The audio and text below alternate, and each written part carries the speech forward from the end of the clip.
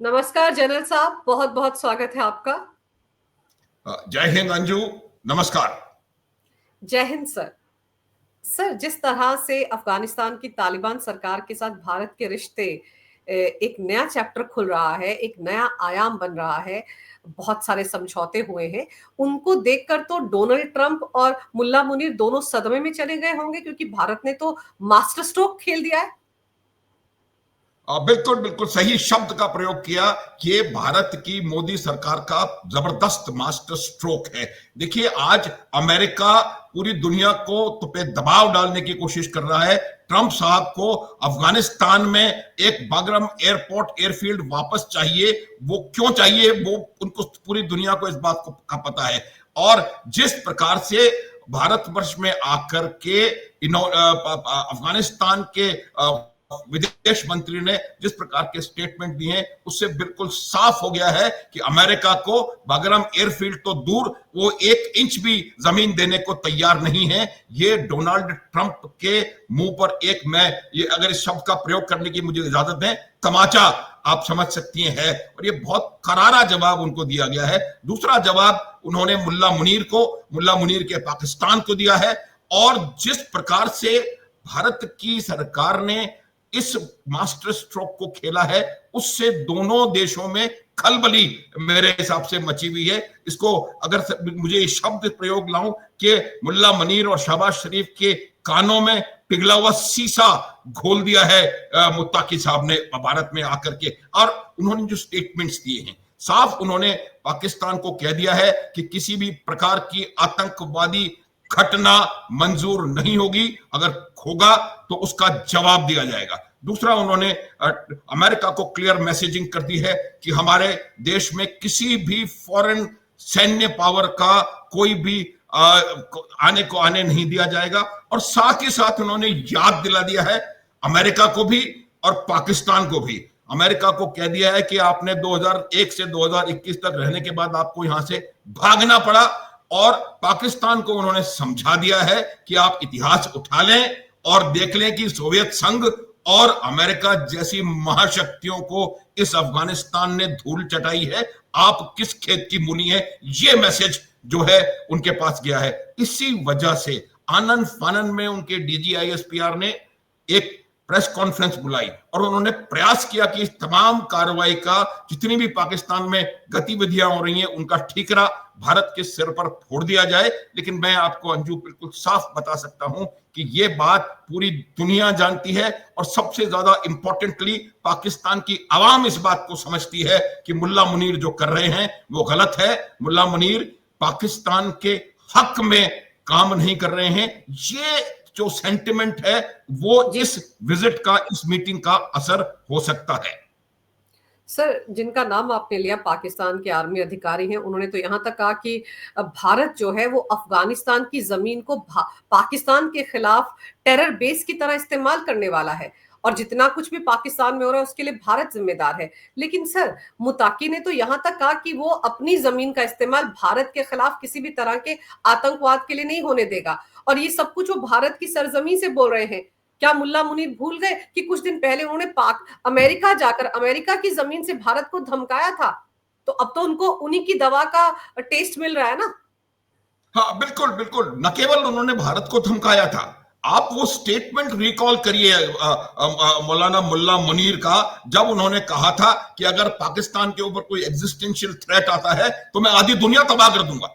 इस प्रकार का स्टेटमेंट केवल और केवल एक रेडिकलाइज्ड सिक माइंड कर सकता है। इस प्रकार का स्टेटमेंट आज तक किसी भी बहुत बड़ी परमाणु शक्ति ने नहीं दिया।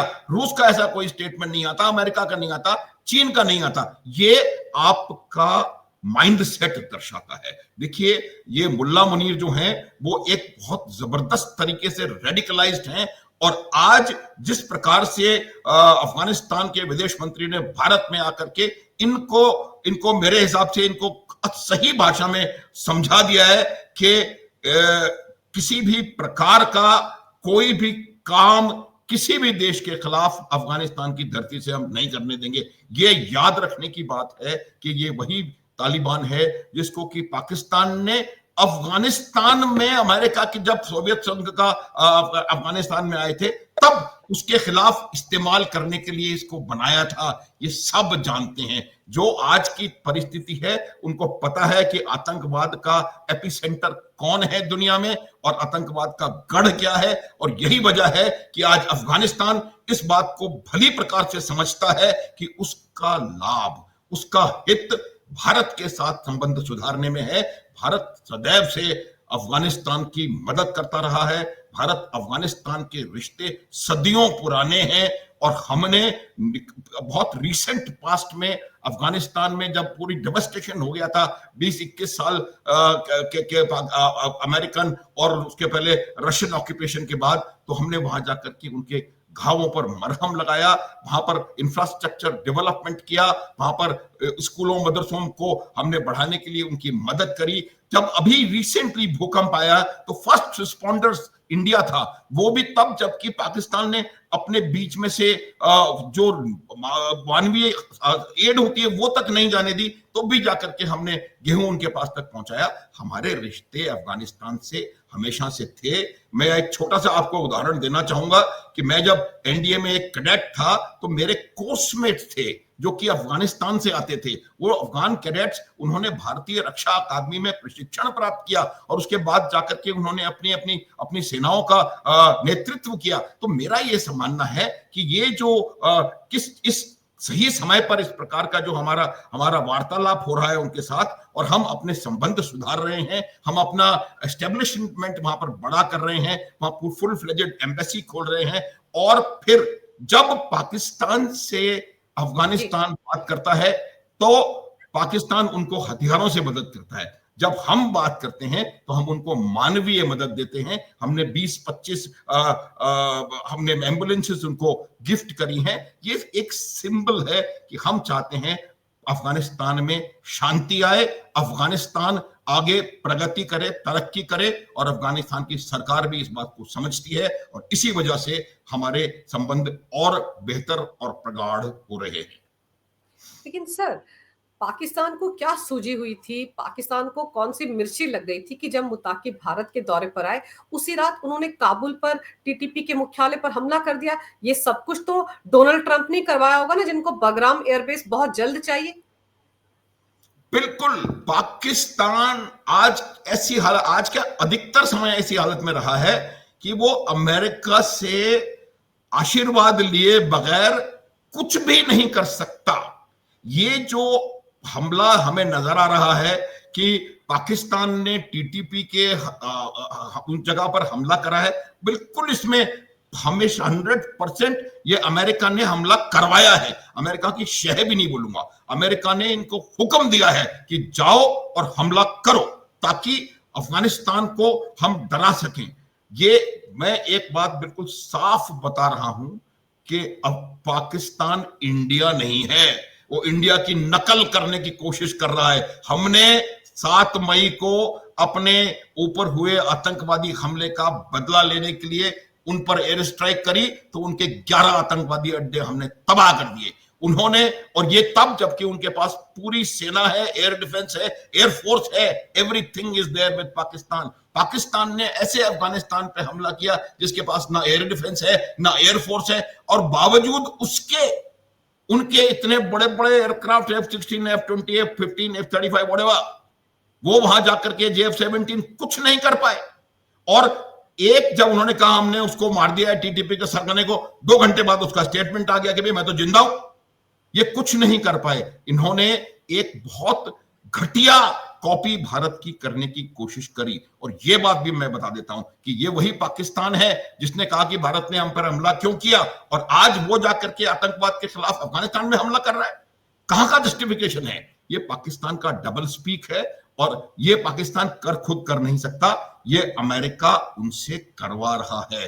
अमेरिका की भाषा, ट्रंप की भाषा रिकॉल करने की आवश्यकता है। आप समझिए ट्रंप ने कहा क्या कि we want Bagram back any which way, and if they don't give it to us will teach them a lesson or something. ये कोई मांगना नहीं है, ये वहां जाना नहीं है, ये धमकी है।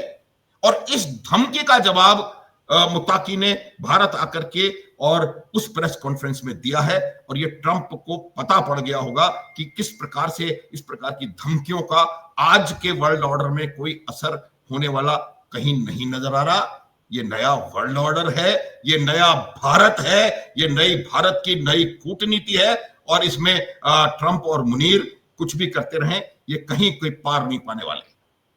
सर, दुश्मन का दुश्मन दोस्त होता है। भारत ने पाकिस्तान को ये दिखा दी, क्योंकि कोई सोच नहीं सकता था कि अफगानिस्तान की तालिबान सरकार के साथ भारत अपने रिश्तों की शुरुआत कर सकता है। अब तो फुल फ्लेज एम्बेसी भी अफगानिस्तान में खुलने जा रही है भारत की। और तो और जिन रेयर अर्थ मिनरल्स पर या गैस पर नजर है अमेरिका की, उसके लिए भी मुत्ताकी ने भारत से कहा कि हम भारत को इनवाइट कर रहे हैं कि वहां आकर एक्सप्लोर करें, रेयर अर्थ मिनरल्स को, गैस को एक्सप्लोर करें। तो ये भी तो एक झटका हुआ ना डोनाल्ड ट्रंप जैसे लोगों को। बिल्कुल बिल्कुल, ये बहुत बड़ा झटका। देखिए, आपको ये बात समझने की आवश्यकता है कि अफगानिस्तान में भी बहुत जबरदस्त नेचुरल रिसोर्सेज के भंडार हैं। ये जो रूस ने या सोवियत रशिया ने जो किया था, या पाकिस्तान अमेरिका ने जो किया था, उसके पीछे भी कहीं ना कहीं वो जबरदस्त नेचुरल रिसोर्सेज और जो उनके गैस के भंडार, एनर्जी के भंडार हैं, वो हैं। और अगर अब अफगानिस्तान की सरकार चाहती है कि भारत उनकी वहां पर मदद करे, भारत वहां पर उसके एक्सट्रैक्शन में या उस चीज को भारत के साथ वो मिलाना चाहते हैं, तो मुझे लगता है कि ये बहुत भारी कूटनैतिक जीत है भारतवर्ष की। और ये उनको साफ पता मैसेज मिल गया है, ट्रंप को भी और मौलाना मुल्ला मुनीर को भी, कि बिल्कुल के ये जो अपना जाकर के रेयर अर्थ मिनरल्स को उन्होंने एक सूटकेस में ले जाकर के अमेरिका के हवाले कर दिया, इसका कोई बहुत बड़ा औचित्य नहीं है। और ये तमाम चीजें जब तक आप इसके पीछे की मंशा ठीक नहीं रखेंगे, तब तक इनका कोई लाभ किसी को मिलने वाला नहीं है। अंजू, ये जो हमारे साथ रिश्ता इनका प्रगाढ़ हो रहा है, उससे पाकिस्तान को बौखलाहट है। मुल्ला मुनीर और शहबाज शरीफ के कानों में मुत्ताकी के स्टेटमेंट्स ने सीसा खोल दिया है, गरम सीसा। सर, जब सऊदी अरब के साथ जाकर पाकिस्तान समझौता कर लेता है, अमेरिका समझौता करवा देता है, फिर पाकिस्तान धौंस देता है कि अगर मुझ पर कोई हमला करेगा तो फिर सऊदी अरब मानेगा कि उस पर हमला है। तो अब जब भारत ने तालिबान के साथ इस तरह से दोस्ती कर ली है, तो ये मैसेज भी तो चला है कि कल को कुछ भी होता है अगर तालिबान के साथ, जिसके पास तो एयर डिफेंस सिस्टम तक नहीं है, तो ये भी तो कहा जा सकता है कि भारत के स्ट्रेटेजिक रिलेशनशिप हो सकता है आने वाले दिनों में इस हद तक चले जाए अफगानिस्तान के साथ कि दोनों मिलकर कोई नया गठजोड़ बना ले पाकिस्तान के खिलाफ। ये डर भी तो सता रहा होगा मुल्ला मुनीर को। बिल्कुल बिल्कुल सही। देखिए, दोनों मिलके गठजोड़ बना लेने, हमको तो सिर्फ अपने रिश्तों को रिवाइव करना है। हमारे रिश्ते हमेशा से बेहतर रहे हैं, उनको हम रिवाइव कर सकते हैं। पाकिस्तान के लिए एक बहुत ज्यादा खतरनाक सिचुएशन हो जाएगी, क्योंकि उनके ईरान के साथ संबंध सही नहीं है। वो अफगानिस्तान के साथ अगर युद्ध जैसी परिस्थिति में आ जाते हैं, तो उनको भारत के साथ कुछ भी कर पाने में उनकी सक्षमता बहुत क्षीण हो जाएगी। ये उनके पास सेना तो वही है, वो यहां लड़े या वहां लड़े, तो भारत के खिलाफ वो बहुत कमजोर पड़ जाएंगे। इसीलिए वहां का जो DGISPR है, वो प्रयास कर रहा है कि किस प्रकार से भारत को इस पूरे जंजाल के में इंप्लीकेट करें और भारत के ऊपर दबाव, अंतरराष्ट्रीय तरीके से दबाव लाने की कोशिश करें। लेकिन मैं बताना चाहता हूं कि अंतरराष्ट्रीय समुदाय इस बात को समझता है। अभी कुछ दिन पहले ह्यूमन राइट्स वॉच के एक रिप्रेजेंटेटिव ने यूनाइटेड नेशंस में कहा था, पाकिस्तान खुद एक 4 सेकंड की बात हुई थी और पाकिस्तान का था पाकिस्तान एक टेरर को एक्सपोर्ट करने वाली स्टेट है, ये सब जानते हैं। और इस प्रकार के जो हम लोग जो उनके साथ रिलेट कर रहे हैं, वो डेवलपमेंटल प्रोजेक्ट्स के लिए रिलेट कर रहे हैं। हम ऐसे उनके साथ रिश्ते बना रहे हैं कि हम कैसे उनकी और हमारी प्रगति को आगे बढ़ा सकते हैं। तो ये जो एक उनके पास बहुत बड़ा ट्रंप कार्ड था कि हमारे पास बहुत सारा एनर्जी रिसोर्सेज हैं, ये हैं वो हैं, उसको भी बहुत बड़ा सदमा मेरे हिसाब से पहुंचा है। और ये एक उनको अब मेरे हिसाब से उनको समझ में नहीं आ पा रहा है कि इसके साथ कैसे रिएक्ट करें। उनके पास काबिलियत नहीं है, ये एक बार फिर सिद्ध हो गया है। एक मिनट, सऊदी अरब की आपने बात करी, उसको मैं एक लाइन में बता देना चाहूंगा। सऊदी अरब के साथ समझौता इनकी अपनी अपनी वो जरूरत है, इनके पास, इनको पता पड़ गया था कि इनके हथियार कितने बेकार हैं ऑपरेशन सिंदूर के दौरान, इसलिए उनको मॉडर्नाइजेशन करना है। मॉडर्नाइजेशन के लिए पैसा चाहिए, पैसा सऊदी अरब से आएगा और हथियार अमेरिका से आएंगे। बिल्कुल सर। और दूसरा जो हालात इस वक्त लाहौर की सड़कों पर है, वो तहरीके लब्बाक पार्टी जो है उसने बवाल मचाया है। पाकिस्तानी रेंजर्स ने पॉइंट ब्लैंक रेंज में गोलियां चलाते हुए 15 से ज्यादा लोगों को मार दिया है, लेकिन वो फिर भी इस्लामाबाद की तरफ कूच कर रहे हैं। तो ये कर क्या रही है पाकिस्तानी आर्मी? पीओजेके में भी गोलियां चलाती है अपने लोगों पर, खैबर पख्तूनख्वा में अपने जहाजों से बमबारी कर देती है, और यहाँ पर ये हाल हो रहा है लाहौर में, रावलपिंडी और इस्लामाबाद में नेटवर्क नहीं चल रहा है। सर तो ये चल क्या रहा है पाकिस्तान में, हो क्या रहा है? सिविल वॉर की स्थिति शुरू हो चुकी है। बिल्कुल आपने मेरे मुंह के शब्द छीने। गृह युद्ध की स्थिति पाकिस्तान में बहुत तेजी से बढ़ रही है। आज आप देखेंगे उत्तर से लेकर दक्षिण तक गिलगिट बाल्टिस्तान में पाकिस्तान की सरकार और पाकिस्तान की सेना के खिलाफ आक्रोश है। पीओजेके में जबरदस्त आक्रोश है, वहां पर लोग सड़कों पे उतर आए हैं और वो पाकिस्तानी एस्टेब्लिशमेंट को चैलेंज कर रहे हैं। खैबर पख्तूनख्वा का परिस्थिति आपने स्वयं बता दी। ये पहला देश मुझे लगता है वो है जो कि अपने खुद के एरिया में अपने खुद के लोगों पर F-16 से बमबारी कर रहा है। बेगैरत मुल्क, इससे ज्यादा खराब परिस्थिति हो नहीं सकती।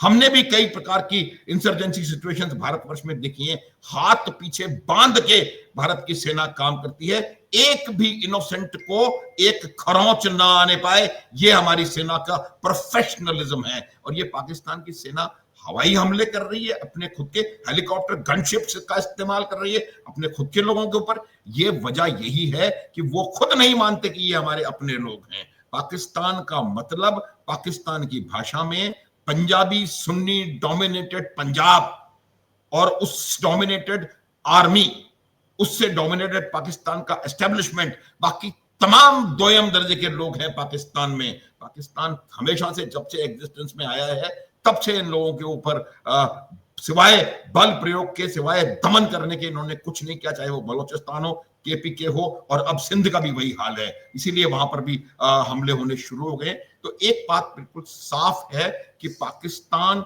इस समय बहुत जबरदस्त परिस्थिति से गुजर रहा है और वो गृह युद्ध की ओर बहुत तेजी से बढ़ रहा है। टीएलपी के बारे में एक बात बता देना चाहता हूं, ये बहुत जबरदस्त हार्ड लाइन ऑर्गेनाइजेशन है। इन लोगों ने पहले भी कई मुद्दों पर उसमें जो शपथ लेते हैं उस तरीके की जो शब्दों का इस्तेमाल, वो तमाम चीजें शामिल हैं। इन्होंने पाकिस्तान की सरकार को कई बार अपने डिसीजंस वापस लेने के लिए बाध्य किया है। पाकिस्तान का डीएनए इजराइल के खिलाफ है। पाकिस्तान की, जब से पाकिस्तान बना है तब से उनकी पॉलिसी सिंगुलरली इजराइल की एग्जिस्टेंस को नहीं मानती, इजराइल के वजूद को नहीं मानते। और अचानक से मुल्ला मुनीर ट्रंप साहब का खाना खा के पाकिस्तान की 70-80 साल की स्टैंडिंग जो पॉलिसी है उसके खिलाफ जाकर के कहते हैं कि गाजा इजराइल जो है वो बहुत अच्छा समझौता हो गया और ये बहुत अच्छा। आपने डायरेक्टली इजराइल की के वजूद को मान्यता दे दी, आपने डायरेक्टली गाजा को डिसऑन कर दिया। तो इसकी वजह से न केवल टीएलपी, पाकिस्तान की आम आवाम भी सड़कों पर आ रही है, और अगर नहीं आई है तो आने वाली है। कोई भी पाकिस्तानी जिसको कि 70-80 साल से ये घुट्टी पिला करके बड़ा किया है कि इजराइल और कश्मीर दो चीजें हैं, उसके अलावा पूरे पाकिस्तान में कोई और विचार नहीं है, वो अचानक से उसी पाकिस्तान के उसी मुल्ला मुनीर को देखता है कि कुछ डॉलरों की एवज में उसने जाकर के पाकिस्तान बेच दिया। पाकिस्तान का एक वो पोर्ट सिटी बेचने वाले हैं और वो पाकिस्तान का 1000 एकड़ जमीन तुर्की को दे रहे हैं कराची में। ये तमाम चीजें वहां के लोगों को दिखाई दे रही हैं। मुल्ला मुनीर को वो पाकिस्तान बेचने नहीं देंगे। गृह युद्ध की तरफ पाकिस्तान तेजी से बढ़ रहा है। पाकिस्तान की रूलिंग पार्टी के बीच में भी आपस में बहुत गहरे मतभेद हैं इस इजराइल को लेकर के, गाजा को लेकर के। तो मुझे लगता है कि पाकिस्तान एक बहुत खराब स्टेट से गुजर रहा है। बिल्कुल सही कह रहे हैं आप सर, खराब स्टेट से गुजर रहा है, इसीलिए मुल्ला मुनीर ने अपने लोग छोड़ दिए हैं, जो प्रेस कॉन्फ्रेंसेस कर करके भारत पर ठीकरा फोड़ने की तैयारी कर रहे हैं। लेकिन चलिए देखते हैं, तालिबान के साथ जो पंगा लिया, अफगानिस्तान के साथ जो पंगा लिया है पाकिस्तान ने, उसका खामियाजा तो उनको भुगतना ही पड़ेगा। और डोनाल्ड ट्रंप ने बैठे बिठाए एक और मुसीबत मोल ले ली है। उनको तो बगराम चाहिए था, लेकिन अब तो उनको कुछ नहीं मिलने वाला। और भारत ने जिस तरह का स्टैंड लिया है, जिस तरह से अफगानिस्तान के साथ अपनी दोस्ती शुरू की है, उससे भी इन सबको जोरदार झटका लगा है। और इस पूरे इलाके में एक तरह से जो समीकरण है वो बदलने वाले हैं। आपने सर समय निकालकर इस विषय पर बहुत ही अहम जानकारी मेरे दर्शकों को दी, आपका बहुत बहुत धन्यवाद। नमस्कार, जय हिंद। जय हिंद अंजू, जय भारत।